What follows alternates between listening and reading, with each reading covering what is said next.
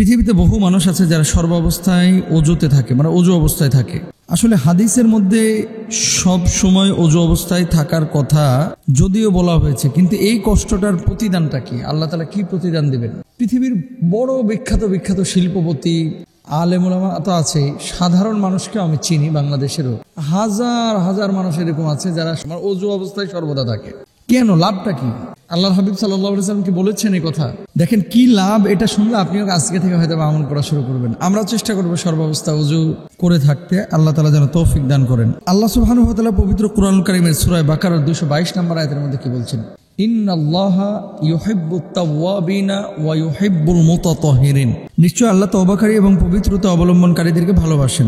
সবসময় ওযু অবস্থায় থাকার আমলটি অনেক গুরুত্বপূর্ণ। আল্লাহর হাবিব সাল্লাল্লাহু আলাইহি ওয়াসাল্লাম যখন মেরাজে গেলেন, হযরতে বিলাল রাদিয়াল্লাহু তাআলা আনহুর পায়ের বা পদধ্বনি তিনি পেয়েছিলেন। বিলালের পায়ের আওয়াজ, তিনি হেঁটে যাচ্ছেন।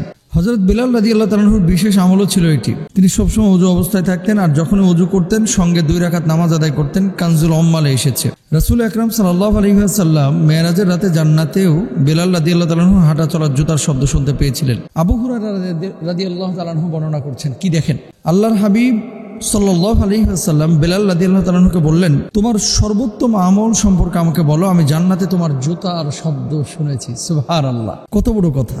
বিলাল রাদিয়াল্লাহু তাআলা আনহু তখন বললেন, আমার সর্বোত্তম আমল হলো আমি রাতে অথবা দিনে যখনই পবিত্রতা অর্জন করি তখনই তার দ্বারা সাধ্যমতো নামাজ আদায় করি। মানে যখনই পবিত্রতা অর্জন করে সাথে 2 রাকাত তাহিয়াতুল ওযুর নামাজ আদায় করে। এই জন্য বিলাল রাদিয়াল্লাহু তাআলা আনহুকে আল্লাহ সুবহানাহু ওয়া তাআলা জান্নাতে বালাখানা দিয়েছেন, এবং বিলালের পায়ের শব্দ আল্লাহর হাবিব সাল্লাল্লাহু আলাইহি ওয়াসাল্লাম মেরাজের রজনীতে জান্নাতে পেয়েছেন। সুবহানাল্লাহ। এবার আসেন ফজিলতটা কি, আসলে লাভটা কি? আপনি যে সবসময় এই যে ওযু অবস্থায় থাকবেন, এটা কিন্তু অনেক কঠিন কাজ, এটা এত সহজ কাজ না, এটা সবার দ্বারা কিন্তু সম্ভব হয় না। লাভটা কি?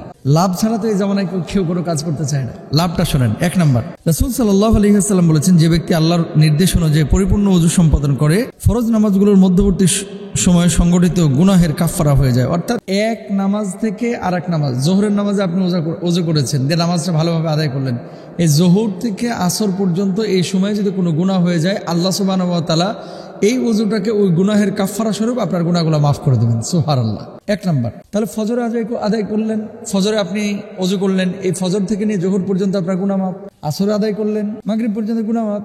মাগরিবে আদায় করলেন, মাগরিব থেকে এসে আপনার গুনাহ মাফ। তাহলে আপনি যদি সর্বাবস্থায় ওযু করে থাকেন, তাহলে আপনার আলটিমেটলি কোনো গুনাহই হচ্ছে না। বড় দারুণ কথা কিন্তু হাদিসের মধ্যে এসেছে। আনাস রাদিয়াল্লাহু তাআলা আনহু বর্ণনা করছেন, দেখেন, রাসূল সাল্লাল্লাহু আলাইহি ওয়াসাল্লাম আমাকে বলেছিলেন, হে ছেলে, সম্ভব হলে সবসময় ওযু অবস্থায় থাকো, কেননা মৃত্যুর ফেরেশতা ওযু অবস্থায় যার রূহ কবজ করবে তার শাহাদাতের মর্যাদা লাভ হবে। সুবহানাল্লাহ। মানে আপনি সর্বাবস্থায় যদি ওযুতে থাকেন, ওযু অবস্থায় থাকেন, কেউ তো জানে না কার মৃত্যু কখন হবে, সন্ধ্যাবেলায় না সকালবেলায়, দুপুরবেলায় নাকি রাতের বেলায়, গ্রীষ্মকালে নাকি শীতকালে, কেউ জানি না কার মৃত্যু কখন হবে। যেহেতু অনির্দিষ্ট, মৃত্যু কার কখন হবে আমরা কেউ জানি না।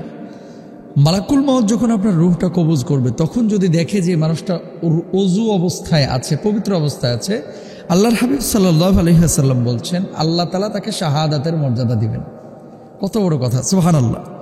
3 নম্বর, হযরত নুয়াইম মুজমির রাহমাতুল্লাহি আলাইহি বলেন, আমি হযরত আবু হুরায়রা রাদিয়াল্লাহু তাআলা আনহুর সঙ্গে মসজিদের ছাদে উঠলাম। এরপর তিনি ওযু করে বললেন, আমি আল্লাহ রাসূল সাল্লাল্লাহু আলাইহি ওয়াসাল্লামকে বলতে শুনেছি, কিয়ামতের দিন আমার উম্মতকে এমন অবস্থায় আহ্বান করা হবে, ওযুর প্রভাবে তাদের হাত পা মুখমণ্ডল ঝলমল করবে। সুবহানাল্লাহ। ওযু যখন আপনি করবেন, এই ওযুর কারণে কিয়ামতের ময়দানে সবার চেহারা একরকম হবে না। সর্বাবস্থায় যারা এরকম ওযু করেছে, নামাজ পড়েছে, এদের চেহারাগুলো একেবারে নূরানি হবে, আলো ঝলমলে হবে। মানুষ দেখেই কিয়ামতের ময়দানে চিনতে পারবে, ফেরেশতারা দেখেই চিনতে পারবে। আল্লাহ তাআলা এই মানুষগুলোকে ডাকবেন আর বলবেন, যা জান্নাতের যে দরজা দিয়ে খুশি সেই দরজা দিয়ে জান্নাতে চলে যা। সুবহানাল্লাহ। এই জন্য আমরা চেষ্টা করব সর্বাবস্থায় ওযু করতে ইনশাআল্লাহ তাআলা। আর আল্লাহ রাসূলের সর্বশেষ যে হাদিসটি, যখন তুমি তোমার শয্যা গ্রহণের ইচ্ছা করবে তখন সালাতের ন্যায় ওযু করে ডান কাতে শয়ন করবে। বুখারী এবং মুসলিমের হাদিস। আর যেহেতু সর্বাবস্থায় ফেরেশতা আমাদের সঙ্গে থাকে, অবজার্ভ করতেছে, কিরামান কাতিবিন, 2 জন সম্মানিত ফেরেশতা। ফেরেশতারা পবিত্র, আল্লাহ তাআলা পবিত্র, পবিত্রতাকে আল্লাহ তাআলা পছন্দ করেন, আমরা পবিত্রতাকে পছন্দ করবো, ওযু অবস্থায় থাকবো। আল্লাহ তৌফিক দান করুন।